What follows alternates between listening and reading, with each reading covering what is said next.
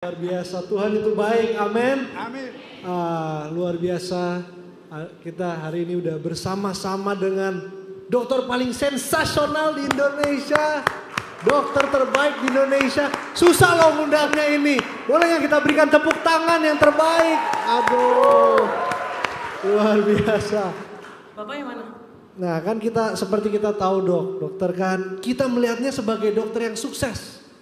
Seperti yang kita tahu udah ada 23 cabang ya dok? 25 cabang, wah luar biasa. Luar biasa. Jadi yang kita mau, hari ini kita mau ngomongin tentang kebaikan Tuhan. Jadi kalau ada yang berharap hari ini ada review skincare, sorry gak ada. Karena hari ini kita mau ngomongin kebaikan Tuhan. Nah dokter kalau dari masa kecilnya gimana sih dok? Memang dokter dari awal udah mimpi menjadi dokter seperti sekarang? Oh enggak, aku lahir miskin. Sebelumnya aku disclaimer dulu kali ya. Yang pertama, saya bukan Pak Pendeta. Jadi saya tidak berbagi sesuatu, saya nggak ngerasa lebih religius dari teman-teman di sini. Itu yang pertama ya. Yang kedua, mungkin beberapa yang melihat media sosial ini ngelihat ini adalah fase yang cukup jelek bagi saya saat ini sekarang ya. Jadi kalau dilihat ini bukan fase yang tepat untuk saya berbagi. Tapi dalam hidup itu selalu ada fase. Ada fase di bawah, ada fase ke atas. Semua juga sama. Kalau kita ngelihat ya, Elon Musk itu juga punya masalah. Even Robert Downey Jr., pemain Iron Man itu juga pernah dipenjara, seorang pecundang juga. Tapi sekarang jadi aktor yang luar biasa. Semua aktor, semua tokoh itu pasti punya fase. Dan hari ini saya coba akan berbagi apa yang saya punya, apa yang saya bisa. Seperti doa saya pada waktu kecil, saya di gereja, saya selalu bilang, sampai sekarang doa itu saya masih ingat. Jadikan saya perpanjangan tangan Tuhan untuk orang lain. Dan mudah-mudahan hari ini cerita saya bisa jadi perpanjangan tangan Tuhan untuk kalian semuanya bantu. Saya cerita sedikit, saya lahir dari keluarga yang sangat miskin. Miskin sekali. Kalau kalian tanya dengan saya semiskin apa, kalian kalau yang di Palembang tahu rumah susun, saya tuh di rumah susun tinggalnya. Ya, kalau di rumah susun itu ada stratanya lagi, itu 5 tingkat, gak ada lift yang jelas saya pakai tangga semuanya. Ada stratanya lagi yang paling banyak duit di rumah susun itu yang paling depan dan di lantai 1. Dan saya ada di paling belakang, di paling atas. Semiskin itu, sesusah itu. Saya untuk sekolah itu susah. Jadi sekolah, setiap kali mau sekolah, itu saya beruntung saya seorang Katolik. Jadi orang tua saya selalu ngadep ke pastor untuk pengurangan uang sekolah. Andai kata saya bukan Katolik, mungkin saya nggak akan dapat keringanan itu. Jadi saya selalu dapat keringanan sekolah. Selain miskin, saya juga bukan orang pintar, saya orang bodoh. Saya sekolah SMP itu pernah ranking 20, saya ranking 4 dari terakhir. Ranking 28 dari 32 siswa. Saya orang yang bodoh. Tapi setiap orang itu punya titik balik dari kehidupannya. Semua, ini bukan cuma saya bilang ya, semua dari kita, even siapapun di luar sana, itu pasti punya titik balik dalam kehidupan dia. Yang jadi permasalahan adalah, kita melihat gak titik balik itu? Orang yang hebat, orang yang kuat, orang yang berhasil adalah orang yang bisa melihat titik balik tersebut. Contoh, misal, saya di sini ngajak salah satu dari teman-teman di sini. Kamu punya bakat, kamu punya kehebatan. Ayo di sini ikut saya, jadi direktur saya. Misalnya, itu saya memberikan kesempatan. Kalau dia bisa melihat kesempatan itu, maka itu akan jadi titik balik untuk dia. Ya, betul. Tapi kebanyakan orang itu tidak bisa menyadari titik baliknya. Contoh, saya lihat ya, nonton Squid Game, bagaimana kalau misalnya orang dikasih roti dengan dikasih lotre. Yang dipilih lotre. Kenapa? Karena ada beberapa orang yang gak bisa melihat titik balik tersebut. Ada suatu yang guyonan yang paling lucu adalah duit saya tinggal 100 ribu. Anak saya belum makan, token bunyi-bunyi, duit pas-pasan. Apa yang harus kita lakukan? Singkat ceritanya dia bilang apa? isi judi online.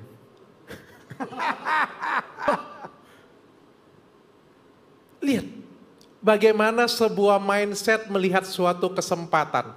Bagaimana mindset melihat titik balik dalam kehidupan. Itu yang orang yang sukses adalah orang yang bisa melihat titik balik tersebut. Titik balik kehidupan saya ada di mana? Titik balik kehidupan saya yang pertama itu pada waktu saya SMP. Jadi saya orang miskin, orang nggak mampu, orang bodoh. Waktu saya di SMP, saya sekelas dengan salah satu teman saya, namanya Yudhistira Virgus. Anaknya juga sama, nggak pintar tapi anak orang kaya. Dan kita berteman sama-sama ditolak oleh satu cewek. Jadi saya masih ingat saya naksir cewek. Pada waktu itu namanya Merisa, saya naksir dia, saya ditolak. Terus Yudhistira Virgus itu juga naksir Merisa, itu juga ditolak. Jadi bertemanlah dua orang yang sama-sama ditolak ini. Ya. Dan akhirnya kita berteman itu cukup freak ya, cukup aneh. Dimana kita selalu bertukaran soal. Saya selalu bilang, lihat Dis, aku bisa menyelesaikan soal ini dalam 3 menit. Wah aku bisa nih 2 menit, coba kau yang ini. Bisa gak selesaikan dalam waktu berapa menit seperti itu ya. Jadi saling memberikan tantangan. Kalau saya kasih contoh itu sama seperti saya dengan teman saya ini lomba lari. Terus saya bilang saya lebih cepat dari kamu. Lihat nih saya lebih cepat dari kamu. Terus dia lari lagi. Enggak, lihat nih aku lebih cepat lagi. Saya kejar lagi. Sampai suatu ketika saya tersadar ketika guru matematika saya berbicara. Itu waktu saya kelas 1 SMA. Di mana kelas 3 SMP nilai matematika saya itu 5. 1 SMA guru matematika saya berkata bahwa Richard dan Yudhistira Virgus ini bukan lagi murid saya. Karena apa? Karena saya tidak pernah dalam hidup saya menuliskan angka 10 di rapot. Dan untuk sekarang, saya terpaksa menuliskan angka 10. Kenapa? Dari ulangan harian sampai ulangan umum, satu pun tidak ada yang salah dari saya. Luar biasa. Cuma gara-gara saingan ini. Dan ketika Pak Pendeta, ketika saya sadar bahwa kita berlari berdua terlalu cepat, sehingga ketika kita menoleh ke belakang, kita sudah tertinggal, yang lain sudah tertinggal jauh di belakang. Bagaimana sebuah rivalitas, dan itu merubah kehidupan saya. Itu benar-benar merubah kehidupan saya. Saya tiba-tiba yang bukan siapa-siapa, saya dipuji, luar biasa, hebat. Saya mewakili sekolah saya ikut Olimpiade Matematika, walaupun saya tidak menang satupun piala. Tapi mewakili sekolah. Saya mewakili sekolah. Pak Pendeta tahu, Yudhistira Virgus, teman saya tadi, dia juara internasional fisika, menang medali emas. Terbaik. Dan 2 kali.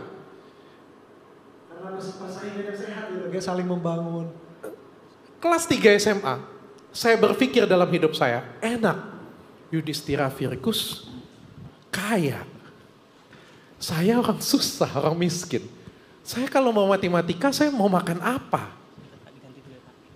Saya kalau di matematika, saya cinta sekali dengan matematika. Tapi kalau saya di matematika, saya mau jadi apa? Saya mau jadi dosen, saya mau jadi guru. Saya mau jadi orang kaya. Saya capek hidup miskin, saya pengen jadi orang kaya. Di otak saya pada waktu itu, kalau pengen jadi orang kaya, jadilah dokter. Walaupun itu salah ya.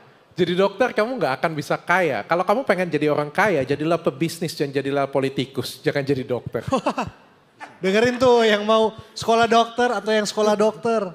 Terus semenjak itu langsung ingin menjadi dokter. Nah pada waktu itu saya ujian diuji di sekolah. Ada ujian bakat ya. Kalau sekarang saya nggak tahu, adik-adik masih nggak ada. Ada uji bakat. Pada waktu itu saya keluar hasil ujiannya saya tidak cocok jadi dokter. Tapi orang seperti saya, ketika kamu bilang tidak cocok, malah saya akan membuktikan pada dunia bahwa saya mampu dan saya bisa. Wow, luar biasa. Dia saya akan buktikan 3 kali saya ikut tes, saya dibilang nggak cocok. Walaupun ditanya seperti saya sekarang, memang saya nggak cocok ternyata. Cocoknya apa dok? Memang saya darahnya pebisnis ya memang ya. Jadi memang cocoknya bisnis. Tapi kan jadi dokter itu kan bisa semua. Dokter itu bisa jadi pebisnis. Dokter juga bisa jadi menteri. Dokter juga bisa jadi politikus.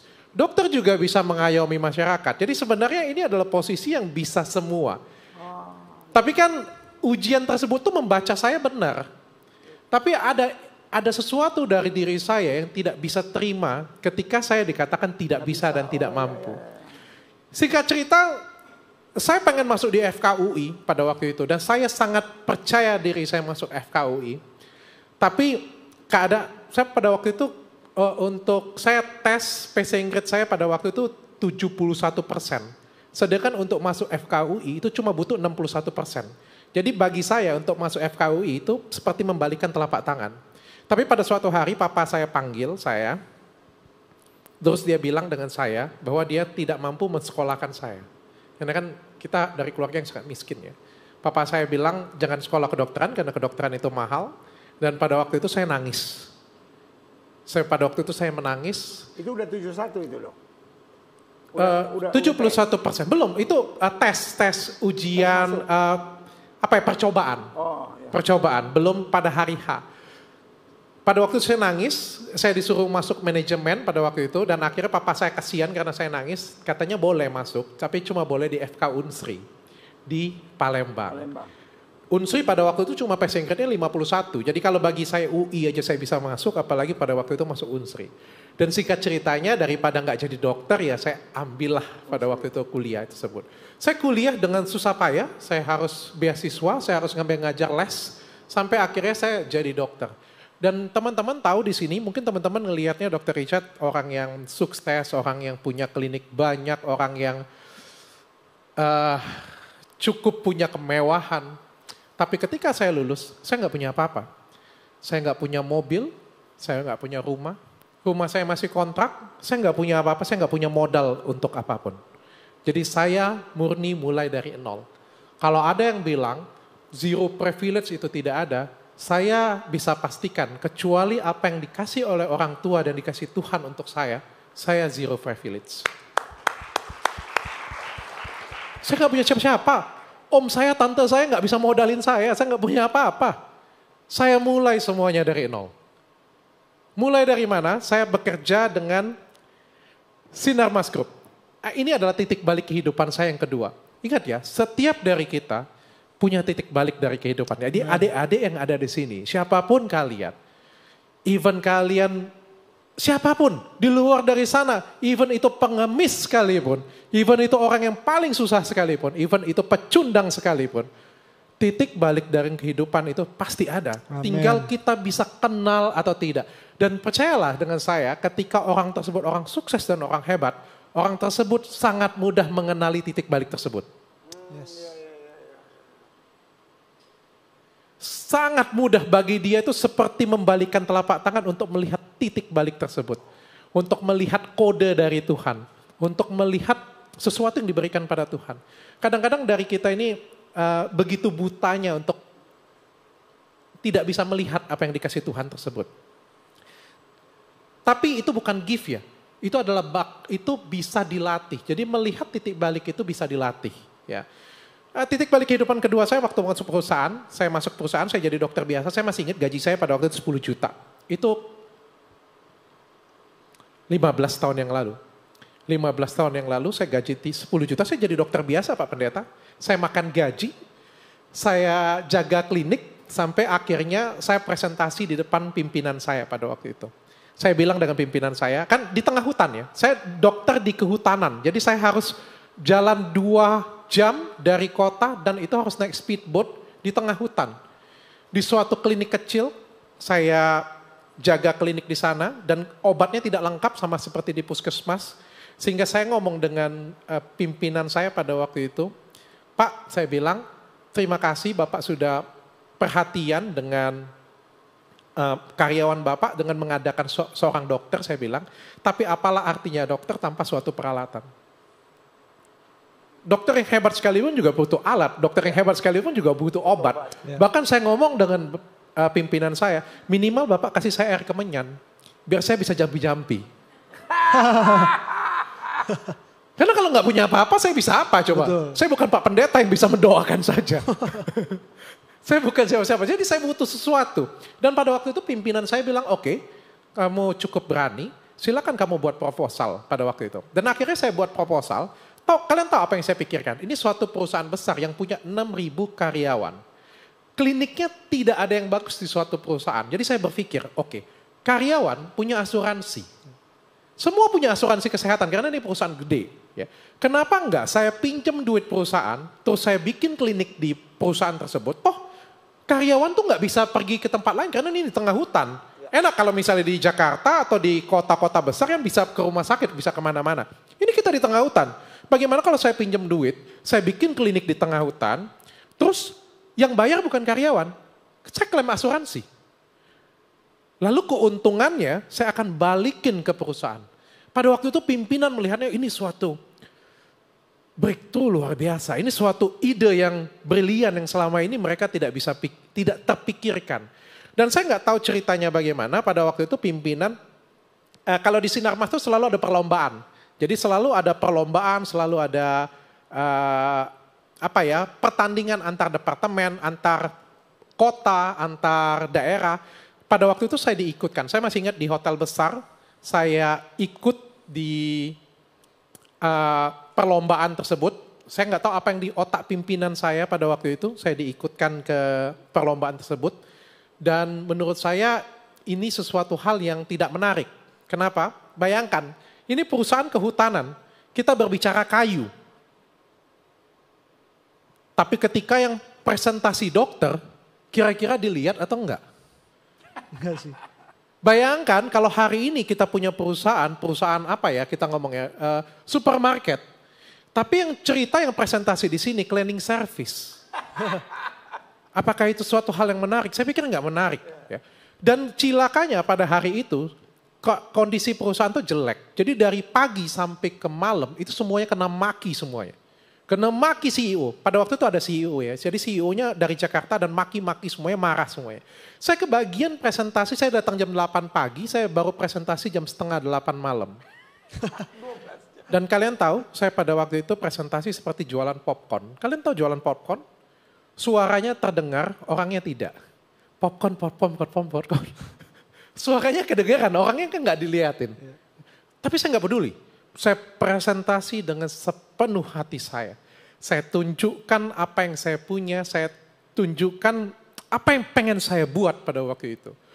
Dan setelah selesai, CEO-nya berdiri. Terus CEO-nya berkata kepada teman-teman, ini nih orang yang saya cari. Kalian semuanya bodoh. Kalian semuanya mau saya ganti dengan dokter ini aja. Kalian tahu? Saya nggak nijek tanah lagi. Itu saya ngerasa saya dikasih sayap. Ini seorang CEO yang bicara dengan saya rasa terbang. Saya nggak nginjek tanah lagi. Ini katanya ide yang luar biasa. Ini yang saya harapkan dari karyawan saya. Setelah dari event itu, kalian tahu orang ketemu dengan saya biasanya cuma ya dok. Sekarang orang ketemu dengan saya, Dr. Richard. Ada suatu kekaguman, ada suatu kebanggaan, ada suatu yang luar biasa dari sana. Saya 6 tahun di Sinarmas. Terakhir saya keluar dari Sinarmas itu gaji saya 150 juta. Wow. Tahun berapa itu dong? 2014 saya keluar, 2014-2015. Dan kalian tahu, saya sudah mencicip banyak hal. Dan yang saya pengen cerita di sini adalah, kalian tahu saya keluar dari Sinarmas kenapa? Karena saya di PHK. Sesuai dengan tema hari ini, kita akan cerita tema hari ini. Karena saya di PHK. Kenapa saya di PHK? Ketika dalam dunia kerja, saya posisi sangat tinggi. Saya direktur medis di sana. Tapi di dalam dunia pekerjaan itu adalah hal biasa ketika pimpinan keluar, maka semua yang dibawanya dibabat habis. Iya, betul. Ketika presidennya siapa, menterinya ada anak kesayangan dan ketika presidennya diganti, maka biasanya menterinya pun juga akan dibabat habis. Yeah. Itu adalah hal yang biasa. Saya adalah anak kesayangan dari CEO sebelumnya, tapi karena CEO sebelumnya keluar dan saya dikeluarkan. Sempat down, sedih. Bukan karena apa saya sedih, karena saya ngerasa 6 tahun itu semua cinta saya berikan kepada perusahaan itu. Pagi, siang, malam, saya abdikan diri saya untuk perusahaan tersebut. Bahkan saya ambil S2 saya, itu Mars kalau kalian lihat, itu adalah manajemen administrasi rumah sakit. Kenapa? Karena saya berharap Eka Hospital punya Sinarmas Group itu akan buka di sana. Dan saya adalah direkturnya, seperti yang dijanjikan oleh Bapak CEO. Tapi ternyata janji itu palsu. 2014-2015 saya keluar dari perusahaan. Dan apa yang saya punya pada waktu itu? Saya punya Athena. Seperti yang kalian tahu, seperti sekarang. Saya punya Athena dan kalau kalian lihat klinik kecantikan Athena sebesar ini ada 25 cabang, salah satu klinik terbesar di Indonesia. Kalian tahu itu klinik saya bikin untuk istri saya 1 tahun sebelum saya keluar dari Sinarmas. Dan pada waktu itu saya tidak pernah berpikir klinik ini akan sebesar ini. Dan pada waktu itu saya hanya buat Athena untuk istri saya ada kerjaan aja di rumah. Wow. Supaya istri saya tidak gosip ke tetangga sebelah. Supaya istri saya ada pekerjaan, nggak chat-chat suaminya terus. Supaya istri saya ada kesibukan. Dan I don't care about keuntungan besar. Saya nggak peduli. Karena bagi saya punya penghasilan yang sangat baik. Saya punya penghasilan yang sangat baik. Dan ketika saya keluar dari Sinarmas, mau tidak mau saya di Athena. Mau nggak mau. Bayangkan, saya ini cowok jelek loh. Kalau ada yang ngomongin saya ganteng, kalian buta. Saya tidak pernah ngerasa saya ganteng. Saya tidak, kemarin banyak ya dari berapa tahun yang lalu ya ada yang cerita ya. Kamera wartawan katanya ya. Ada yang cerita, waduh banyak hal ya. Saya nggak pernah ngerasa saya pinter, saya nggak pernah merasa saya ada di titik seperti sekarang karena saya ganteng. Saya nggak ngerasa itu. Saya ngerasa gift saya yang dikasih oleh Tuhan itu bukan itu. Saya nggak baper sedikit pun ketika ada yang ngomong kamera wartawan, Anda jelek. Sebelum saya jadi dokter kecantikan, even sebelum saya praktek, saya sudah ngomong dengan istri saya. Mam, aku jelek. Kayak gimana aku bisa cantikin orang? Aku nggak ganteng, aku jelek. Orang aku miskin. Aku makan aja susah, sekolah aja susah. Kayak gimana aku mau buat diriku ganteng? Tapi istriku pada waktu itu bawa aku ke seminar kedokteran kecantikan, dokter-dokter kecantikan dikasih lihat tuh. Tuh lihat, banyak yang lebih jelek dari dirimu, bukan kalian ya. Dia kasih lihat, oh iya ya benar ya saya bilang ya. Jadi dokter ini kan yang dinilai skillnya. Emang lu datang ke dokter tuh lihat, wah Anda tampan sekali, luar biasa. Yang dilihat adalah tangannya. Ganteng itu adalah nilai plus. Bagaimana cara dokter itu menjelaskan? Bagaimana cara buat dokter itu buat mengerti kepada kalian? Bagaimana skill tangannya? Itu adalah dokter, bukan tampangnya. Oke, saya jadi dokter. Dan puji Tuhan saya jadi dokter salah satu jelek-jelek seperti ini setiap kali saya praktek. Itu yang ngantri panjang banget gak putus-putus.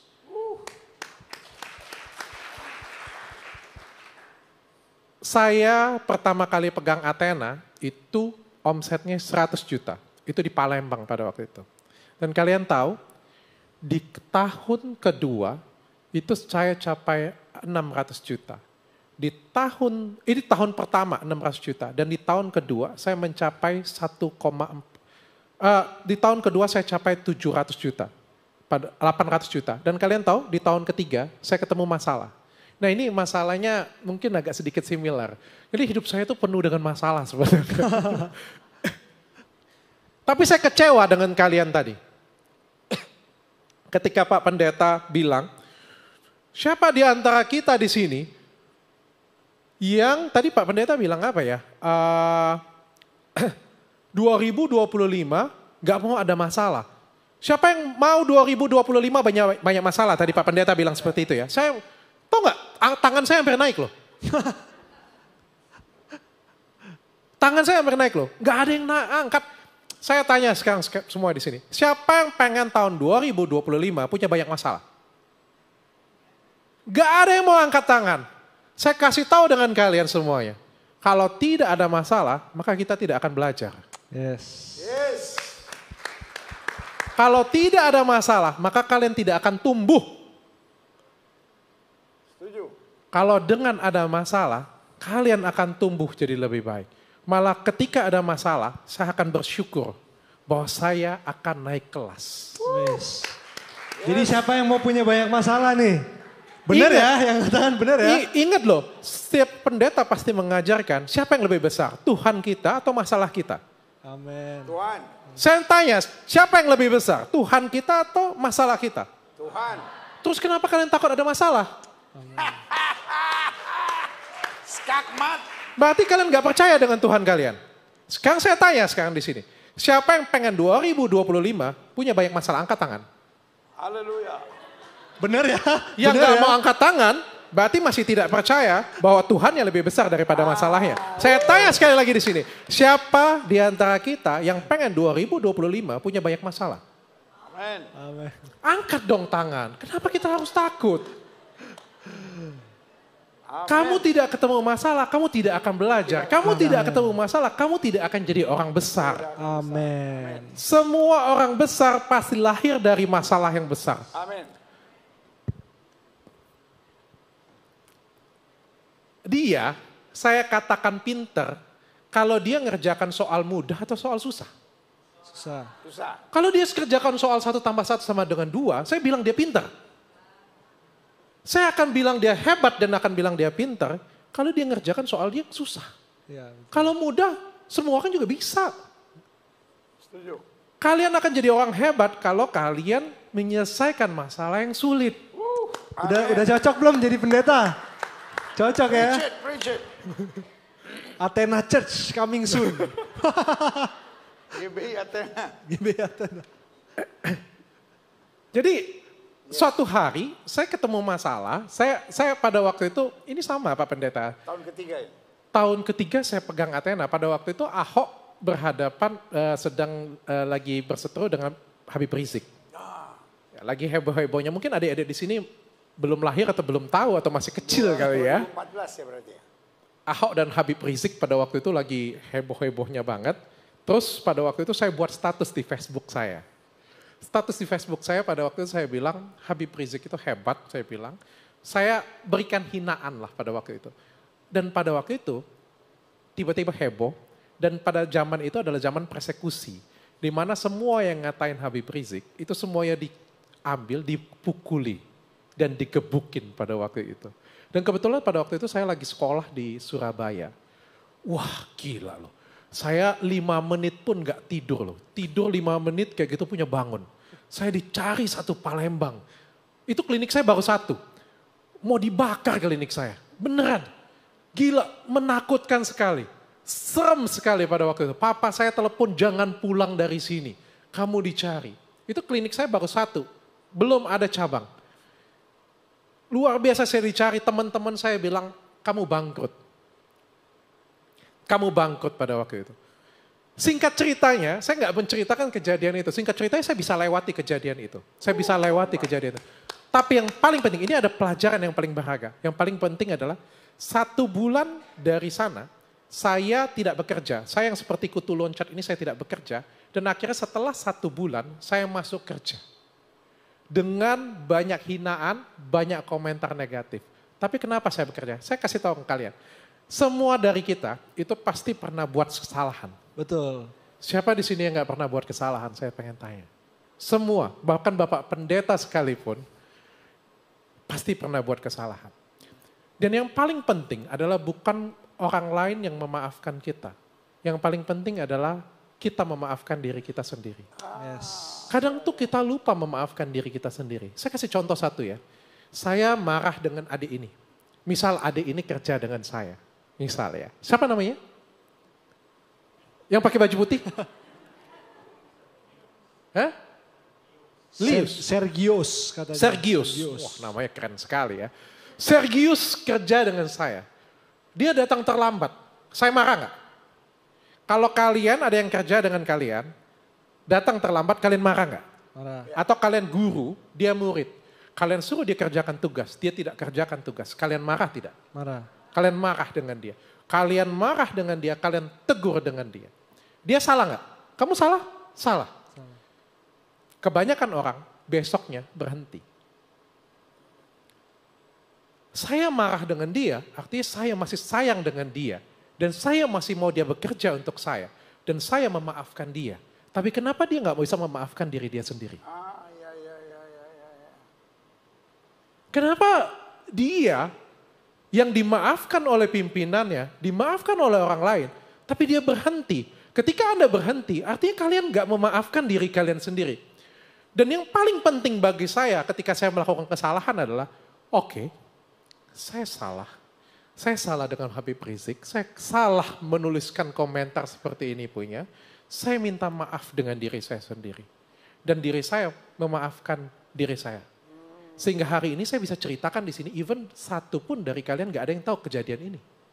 Kenapa saya harus pamer aib saya? Bahkan ketika orang lain bawa aib saya, no problem, saya gak ada masalah, saya memaafkan diri saya sendiri. Pertanyaan saya adalah, kalian memaafkan diri kalian sendiri atau tidak? Banyak orang di luar sana yang punya mental lemah, itu gak memaafkan diri kalian sendiri. Dan kalian tahu, itu kejadian di bulan Juli. Ketika itu omset saya 700 juta dan ketika kejadian omset saya turun jadi 600 juta. Dan kalian tahu ketika di bulan Oktober saya pegang di tahun yang sama omset saya 1,4 miliar. Dan di bulan Desember di tahun yang sama omset saya 2,2 miliar. Kalian lihat bagaimana cara kita memaafkan diri kita sendiri dan bangkit dari kesalahan kita. Even sampai sekarang Athena punya 25 cabang dari Medan, Jakarta, Makassar, Manado. Ini bukan fase yang mudah bagi saya. Bukan sesuatu hal yang sulit bagi saya. Papa saya itu selalu khawatir dengan saya. Selalu khawatir dengan saya, selalu memberikan nasihat kepada saya. Saya paham. Tapi kalian berbanggalah di sini Pak Pendeta memberikan masukan yang luar biasa untuk menghadapi tantangan. Karena nggak semua orang tua mau mengajarkan itu loh. Papa saya orangnya penakut sekali. Selalu papa saya bilang, kalau bisa jangan, kalau bisa jangan. Ini mindset yang berbeda. Kenapa? Di zaman seperti sekarang, kalau kamu gak ketemu masalah, kamu gak akan tumbuh. Ya. Yes, agree. Kalau di zaman seperti sekarang, kamu gak jatuh, kamu gak akan bisa belajar berdiri. Amen. Ini beda di zaman papa saya dulu. Di mana hidup tenang, hidup damai, duduk. Tapi gini-gini aja. Kalau kalian pengen tumbuh, pengen besar, kalian harus berani jatuh. Berani ada di bawah, berani ada resiko. Enggak apa-apa, salah it's okay. Salah it's okay. Yang paling penting adalah bagaimana cara kalian belajar dari kesalahan kalian tersebut. Oh, good one.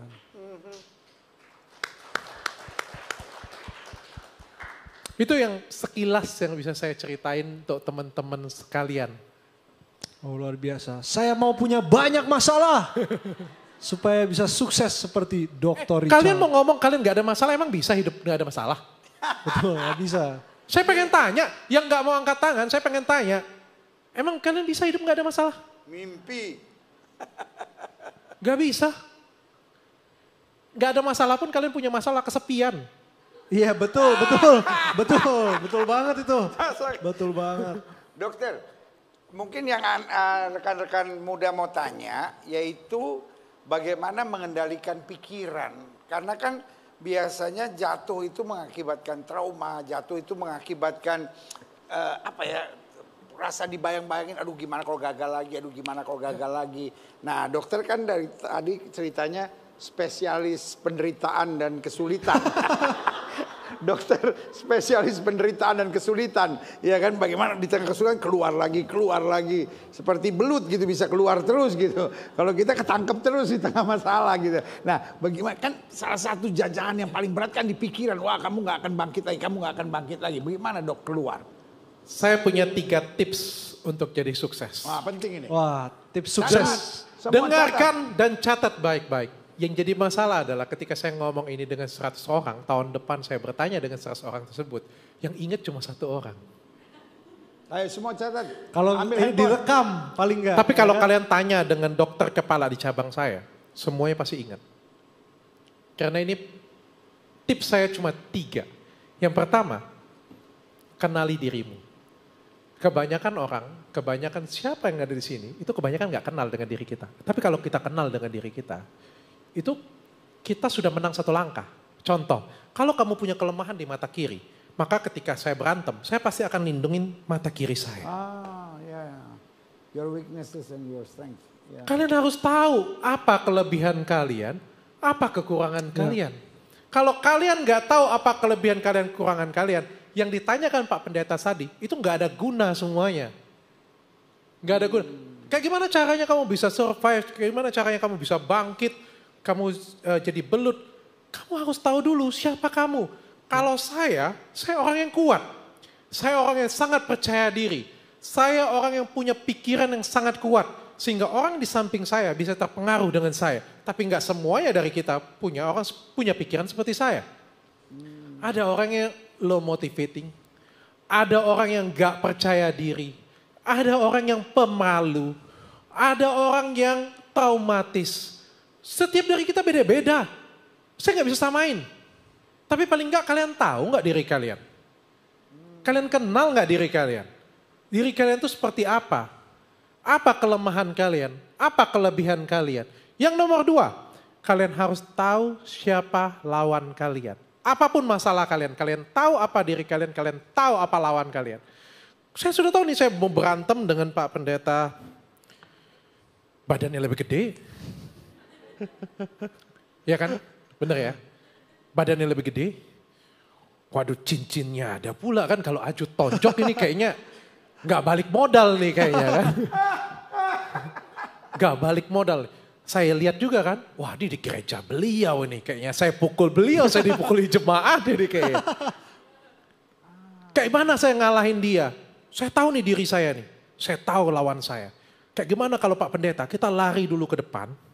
Sampai Pak Pendeta capek, baru kita berantem sama-sama. Karena saya tahu saya masih muda. Kalau kalian tahu siapa kalian, kalian tahu lawan kalian, ada nggak cerita kalian kalah?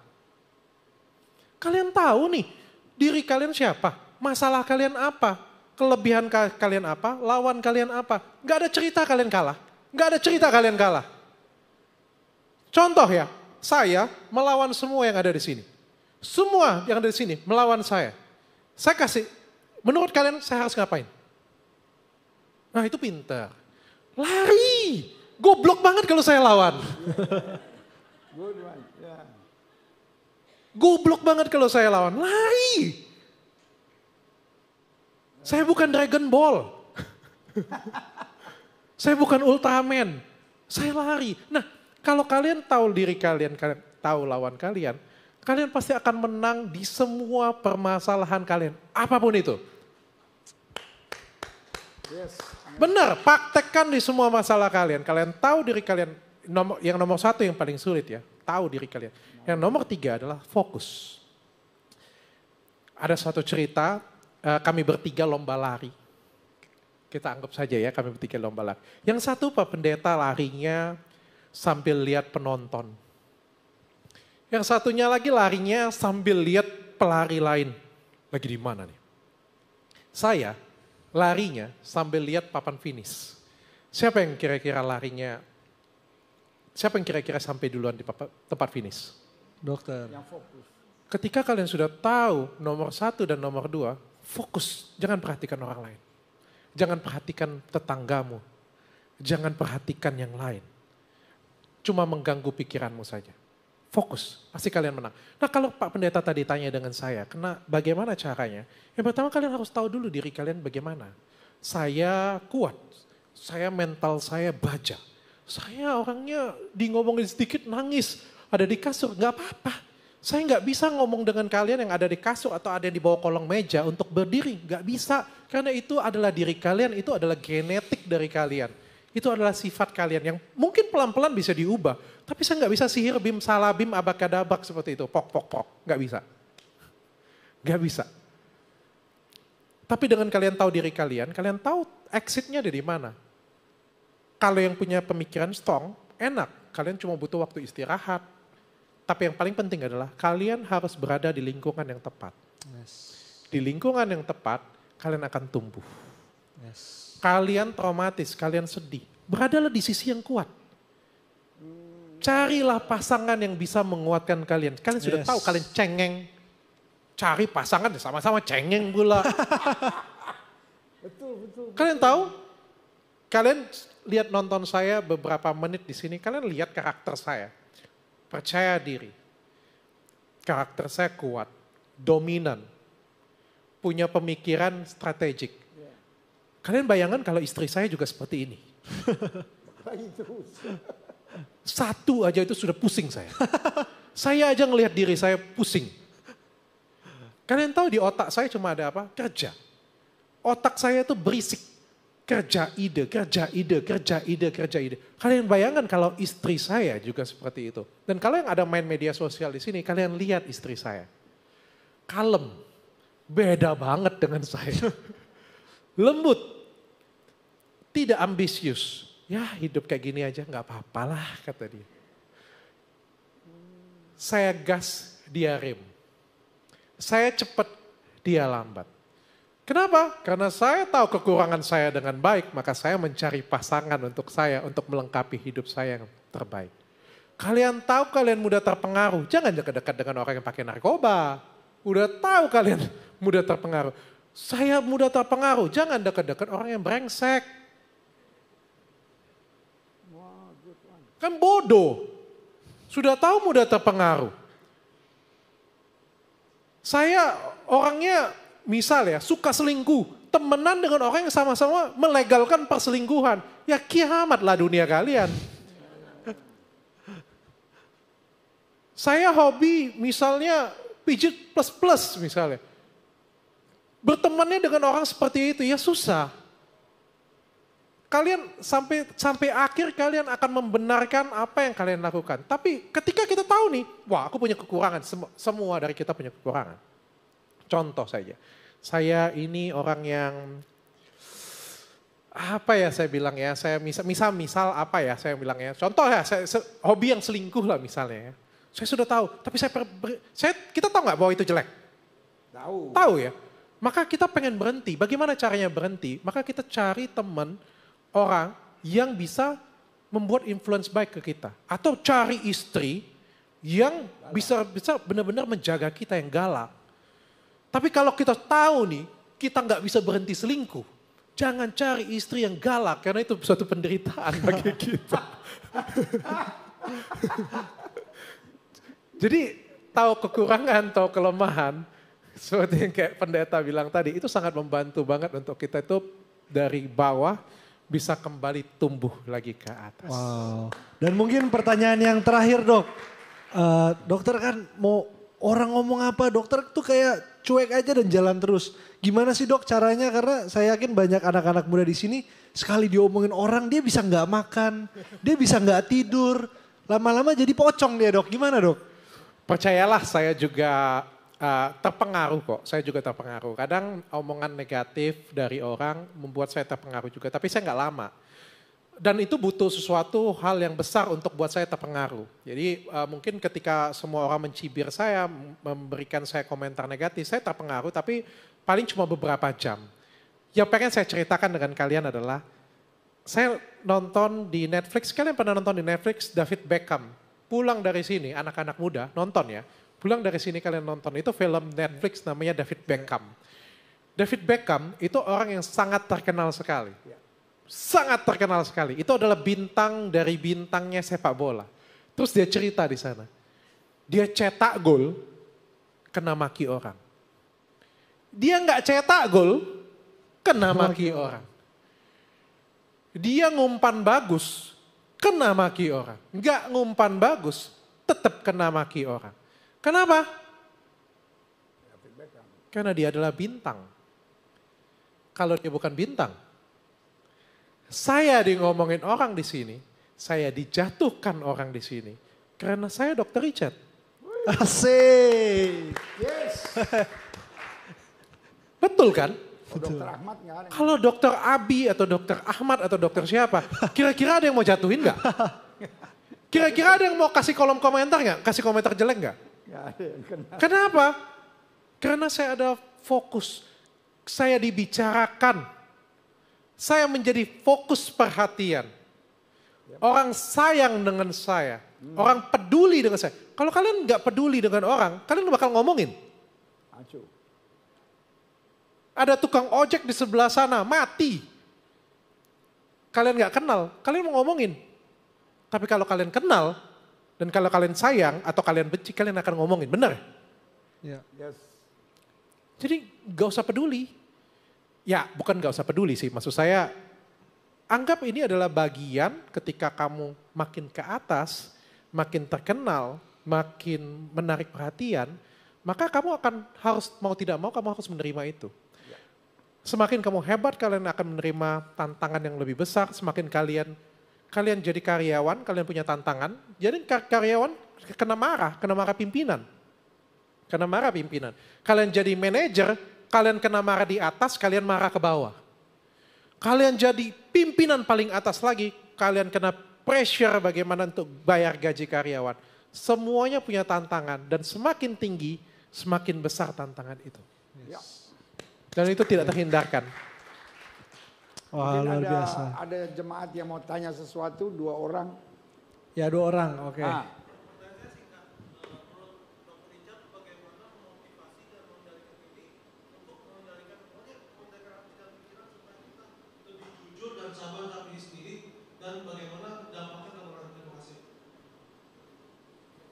Bagaimana cara? Ya gampang lah kalau jujur pada diri sendiri itu adalah hal yang paling gampang. Jujur pada diri sendiri itu gak perlu diceritakan tempat dengan orang ya. Jujur pada diri sendiri itu adalah hal yang paling gampang. Yang paling sulit adalah jujur kepada orang lain, itu sulit. Yes. Jujur pada diri sendiri, ya lihat kadang-kadang jangan pula lah kita lihat di kaca kan. Waduh, aku ganteng banget ya. Nah itu tidak jujur. Jujur aja sejujur-jujurnya dengan diri sendiri, kan gak ada masalah. Gak akan ada yang menghakimi. Jujur aja dengan diri sendiri, kekurangan kita apa, kelebihan kita apa. Tulis. Ini benar saya bilang, pulang dari sini tulis. Kekurangan apa, kelebihan apa. Jujur pada diri kita sendiri itu adalah yang hal paling mudah. Kalau jujur pada diri sendiri aja kalian masih bermasalah, apalagi jujur dengan orang lain. Ya. Kenali dulu diri kalian, baru kenalin orang lain. Nomor 1 dulu, ingat ya nomor 1 ya, kenali diri kita. Kenali kekurangan, kenali kelebihan. Kalau kamu gak punya kelebihan dan gak punya kekurangan, nanti pada waktu di interview orang, adik, apa kelebihan kamu, kalau kalian jadi pimpinan, kalian terima karyawan seperti saya? Enggak. Bagaimana saya mau terima kamu? Kalian aja yang logik berpikir. Tapi jawaban apa yang kalian? Oh, kelebihan saya adalah ini. Kekurangan saya adalah ini. Tapi saya akan improve kekurangan saya. Saya tahu kekurangan saya dengan baik dan saya akan manfaatkan kekurangan saya jadi kelebihan. Kalian tahu kekurangan saya apa? Saya kasih tahu kalian kekurangan saya apa dari dulu. Hah? To the point. Kekurangan saya emosional. Saya orangnya emosional. Tapi yang kedua, saya orangnya cerewet. Saya lebih cerewet dari istri saya. Saya cerewet sekali. Dan dulu waktu SMP, SMA saya tersakiti ketika saya ngomongin cerewet. Tapi kalian tahu, saya bikin Athena jadi sebesar ini 25 cabang. Karena saya cerewet. Bagaimana saya memanage kekurangan saya menjadi suatu kelebihan. Saya tuh ambisius, saya sangat ambisius. Tapi bagaimana saya memotivasi diri saya untuk selalu jadi lebih baik. Bagaimana cara kita memanage kekurangan kita menjadi kelebihan. Itu yang paling penting karena kita semuanya punya kekurangan pasti. Kita harus tahu dan kita manage orang. Dan kalian tahu apa yang saya nggak bisa negosiasi. Saya kalau negosiasi rumah itu paling jelek. Saya kalau negosiasi paling jelek. Maka ketika orang bernegosiasi dengan saya selalu bilang, silakan dengan teman saya, dengan karyawan saya. Karena saya tahu saya jelek. Gak apa-apa. Kalau nggak bisa, kita kasih ke orang lain. Wah, itu pelajaran berharga ya saudara-saudara ya. Punya kekurangan nggak apa-apa, tapi manage saya kekurangan kita untuk jadi our strength gitu. Yes. Seperti Dr. Richard tadi bilang, kekurangan saya tahu cerewet, ya kan? Nah, karena itu cari istri jangan cerewet. Kalau enggak kan mesti adu-adu pakai jam catur gitu. Ini waktu saya ngomong, saya gitu kan. Tapi justru cerewetnya dipakai untuk membesarkan Athenanya. Tanpa kecerewetan tidak bisa jadi. Jadi kalau saudara satu kali lewat Athena, bilang Tuhan terima kasih buat cerewet. Nah gitu kan. Haleluya. Bu, cerewet jangan pakai untuk nyakitin hati suami. Dan kalian yang cewek-cewek kalau punya cerewet jangan pakai untuk cowok saudara, lari dia. Lebih baik bangun sesuatu dengan kecerewetan saudara, jadi 25. Ya, haleluya. Amin. Kalau belum bisa bangun Athena, minimal tahu bulat juga boleh. Karena tahu bulat kalau dicerewetin jadi itu. Pabrik tahu bulat terbesar di Jakarta ya. Ada lagi yang mau tanya? Ya, yang tadi kita kasih buku ya untuk kakak yang tanya. Yang nanya dapat buku. Ya, satu lagi kakaknya. Ya. Itu tolong kasih mic supaya terdengar suara cerewetnya itu. Kamu juga cerewet? Oh enggak, oke. Kadang-kadang. Hai dok, thank you tadi buat sharingnya. Aku pengen denger nih, dari tadi step up and down, aku juga lumayan ngikutin dokter kan. Lumayan ngikutin lah gitu, dari podcast, dari segala macam. Dari tadi fase up and down, dari SMP sampai sekarang, aku mau denger, boleh nggak sharing satu lagi, bagaimana pengalaman pribadi dokter dengan Tuhan? Maksudnya waktu SMP, up, down, itu gimana, mungkin ada percakapan pribadi sama Tuhan, Tuhan kenapa kayak gini, terus Tuhan bilang apa, atau ayat favorit dokter tuh apa, perenungan dokter sama Tuhan tuh bagaimana, kayak lebih ke hubungan pribadi dokter dengan Tuhan tuh seperti apa sampai bisa jadi kayak sekarang gitu. Thank you. Saya takut jawaban saya di sesi ini yang paling tidak ada isi. Kalau dibilang saya up and down, saya nggak setuju. Bagi saya up terus. Amin. Grafik kita itu seperti ini teman-teman. Tapi di grafik kita seperti ini sama seperti dolar yang naik terus ya. Tapi dolar yang naik terus itu pada kita zoom, itu pasti ada lekukan seperti ini. Setiap fasenya. Bahkan ketika kalian ngomong seperti sekarang, wah Dr. Richard lagi dimaki-maki, lagi jelek namanya, lagi dihujat. Pertanyaan saya, apakah klinik saya berkurang? Tidak. Tidak. Apakah saldo di rekening saya berkurang? Tidak. Masih. Apakah karyawan saya berkurang? Tidak. Apakah sesuatu pencapaian saya berkurang? Tidak. Tapi ada fase down. Yang kita nggak tahu, kalau saya berhasil lewatin, kalau saya berhasil ngelewatin fase ini, saya akan up lagi jadi lebih atas. We never know. Jadi jangan kita bilang, karena omongan ini ada dalam pikiran kita ketika kita bilang up, down, seolah-olah kita ini ada di situ-situ aja. Enggak, kita naik terus ke atas, tapi ada suatu fase di mana kita ada di atas, lagi ada di bawah. Tapi percayalah, fase apapun itu kita lagi menanjak ke atas, pasti lebih baik. Amin. Yang kedua masalah Tuhan. Nah ini saya jujur ya, saya tuh bukan orang yang religius. Dulu waktu saya kecil saya sangat religius. Saya seorang Katolik yang hobi sekali ke gereja. Walaupun saya ke gereja lebih ke bukan hanya berdoa tapi juga ngeliatin cewek-cewek di gereja. Sekalian ngeceng dan cari mangsa. Bercanda ya. Tapi setelah saya selesai, saya banyak berdoa dan setelah selesai saya kuliah justru saya kehilangan momentum itu. Saya malas sekali ke gereja dan ini mungkin setelah lebih dari 3 tahun akhirnya saya menginjakkan diri saya lagi ke gereja. Tapi saya percaya Tuhan Yesus. Wow.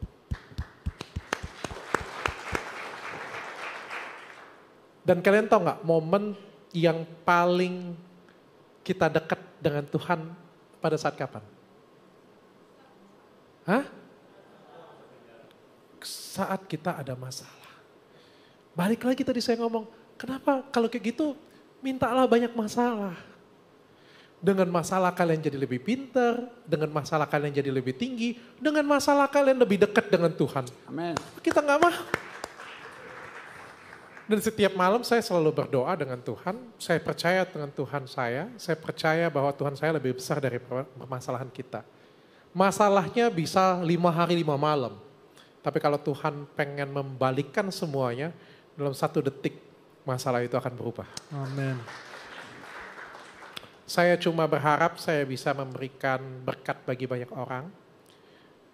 Saya selalu berdoa dengan Tuhan gak muluk-muluk karena saya malas ke gereja, saya juga bukan orang yang taat sekali, tapi saya selalu minta dengan Tuhan lebih ke memberikan value ya, memberikan bukti nyata dan contoh. Bagaimana Tuhan memakai saya untuk berkat dan memberikan berkat itu pada orang lain. Itu yang saya harapkan.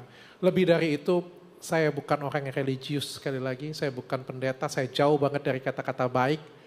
Tapi inilah saya apa adanya, inilah Dr. Richard Lee, lebih dan kurangnya saya selalu pengen belajar jadi orang yang lebih baik. Mungkin itu. Wah, luar biasa. Saya tambahin sedikit, ada satu yang saya kagum dari percakapan dengan Dr. Lee. Dr. Lee salah satu doa standarnya adalah Tuhan jadikan saya perpanjangan tangan Tuhan buat orang lain. Dan yang kedua, jadikan saya selalu pembawa value, nilai iman kepada banyak orang. Saya pikir itu salah satu hal yang paling penting. Karena biasanya kalau kita kan doa lain kan. Tuhan berkati saya, nenek saya, kucing saya, ikan koi saya. Berkati semua. Tetapi hal yang luar biasa Dr. Richard selalu berdoa, Tuhan jadikan saya kepanjangan tangan Tuhan buat banyak orang. Dan biarlah hidup saya membawa value, membawa nilai-nilai kasih kepada orang-orang yang memerlukan. Saya pikir ini pelajaran yang sangat indah.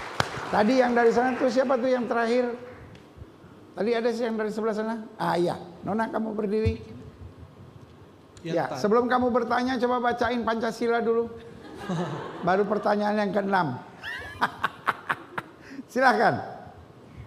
1, ketuhanan yang Maha Esa. Bukan ya? Halo dokter, saya mau bertanya,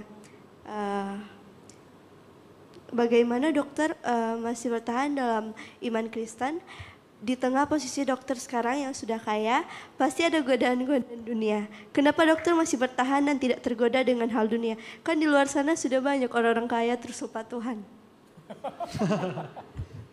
Saya tergoda kok, saya tergoda. Tuhan mau dijual. Athena jadi dijual, untungnya masih banyak, ngapain jual Tuhan?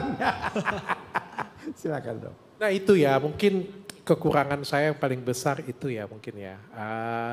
Sekali lagi saya bukan orang yang religius ya. Saya banyak terbuai hal-hal yang apa ya saya bilang ya. Duniawi ya, yang duniawi ya. Tapi yang jelas setiap ada permasalahan, saya itu bukan hanya belajar, tapi mengambil suatu poin positif secara keimanan. Kalau kalian tanya dengan saya, pada waktu dulu dengan, saya nggak sebut nama lah ya, dengan KP, yang nggak tahu tanya sebelahnya, dengan salah satu artis KP, saya kesel nggak? Saya kesel, saya benci dengan dia. Tapi kalau kalian tanya dengan saya sekarang, dengan Doktif, saya nggak benci. Saya kehilangan rasa benci, saya nggak ngerasa benci. Saya nggak benci, saya nggak ada rasa pengen mukul, pengen apa, nggak ada. Yang saya sesalkan adalah respon saya. Yang saya sesalkan adalah bagaimana saya menanggapin. Itu sih saya nggak benci orang. Saya banyak belajar, jadi kadang-kadang keimanan ini kan kita ngomong, saya percaya dengan Tuhan Yesus, saya adalah Kristen, saya adalah ini, saya adalah itu.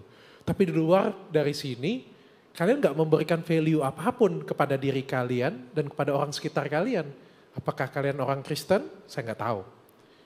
Tapi yang jelas kalau ditanya dengan sekarang, dengan saya, bahkan kalau kalian tanya dengan saya agama apa, saya akan terdiam dan saya akan malu ngomong agama saya. Tapi paling enggak di luar dari sini, saya pengen nunjukin value saya seperti apa. Amin. Saya pengen ngajari ke teman-teman, ke karyawan saya, ke keluarga saya, ke anak saya yang baik. Bagi saya itulah adalah ibadah bagi saya. Saya pengen kasih yang terbaik untuk pendengar saya pengen kasih yang terbaik untuk follower saya pengen kasih yang terbaik untuk yang percaya kepada saya. Dan bagi saya itu adalah bentuk ibadah dari saya lebih dari ibadah saya ke gereja. Itu menurut saya Pak Pendeta. Amen. Haleluya. Sekali lagi kita berikan tepuk tangan yang meriah buat Tuhan. Raven, ada pertanyaan? Yes, udah.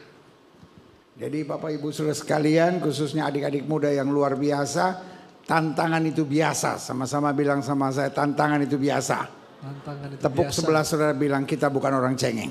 Kita bukan orang cengeng. Lihat orang belakang saudara yang dari tadi cuma lihat ketombe, saudara bilang kita bukan orang cengeng. Amin. Angkat tangan kanan saudara bilang kita bukan generasi cengeng. Kita bukan generasi cengeng. Kita punya Tuhan. Kita punya Kita Tuhan. akan jadi berkat. Kita akan jadi saksi Kristus. Berikan tepuk tangan yang meriah buat Tuhan.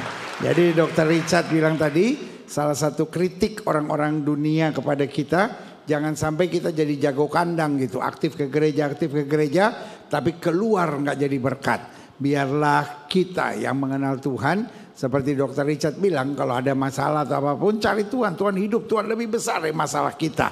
Jadi karena itu biarlah Alkitab bilang, supaya orang melihat perbuatanmu yang baik dan memuliakan Bapa yang di sorga. Karena itu pulang dari sini, dapat PR dari Dr. Richard, sampai rumah tulis kekurangan saya apa, kelebihan saya apa. Waktu lihat kekurangan jangan putus asa, jangan menangis, tapi imani. Lewat kekurangan saya, Tuhan mampukan saya untuk justru memakai kekurangan. Kan Alkitab bilang justru dalam kelemahan mula kuasaku menjadi sempurna. Alkitab bilang kalau aku mau bermegah, aku bukan bermegah dalam kelebihanku, aku bermegah dalam kekuranganku. Karena justru di tengah kekuranganku aku melihat kemuliaanmu dinyatakan. Katakan amin. Amin.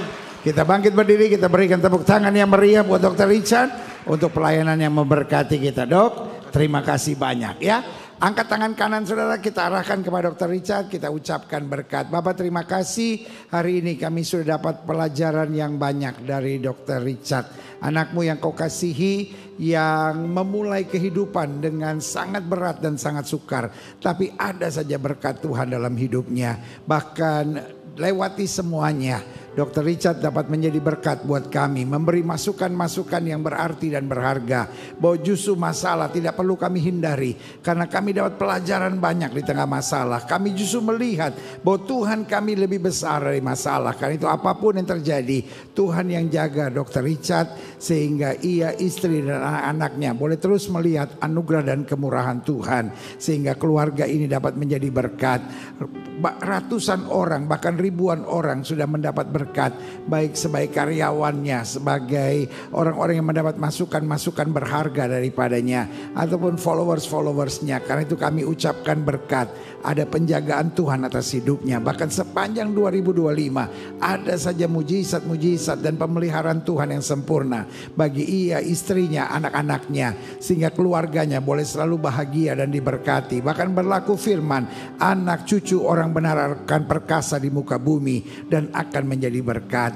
Kami melepaskannya dalam kasih anugerah Tuhan, sehingga sepanjang 2025 usahanya dibuat Tuhan berhasil. Bahkan ada kemajuan-kemajuan dan terobosan yang luar biasa.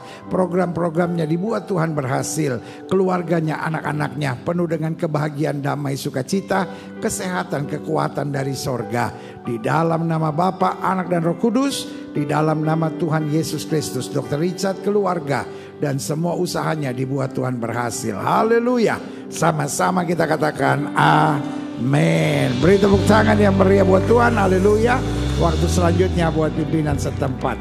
Dok, mungkin ada sepatah dua patah kata sebagai akhir percakapan kita hari ini. Terima kasih aja sudah undang saya di sini. Mudah-mudahan apa yang saya sharing itu bermanfaat bagi teman-teman semuanya. Kalian masih muda semuanya. Berikan yang terbaik. Selalu dalam nama Tuhan. Amin. Amin. Haleluya. Dokter, sekali lagi terima kasih banyak.